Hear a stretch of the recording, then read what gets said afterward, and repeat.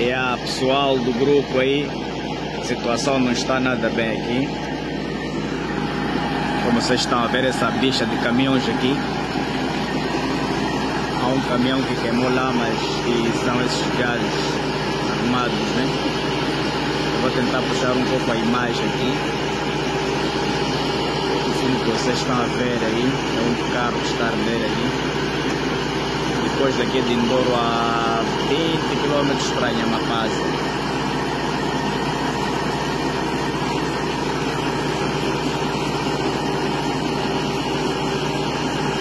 Até agora que não chega. A situação não está nada nice aqui. Esse troço agora é arriscado aqui. Mas, Júlio,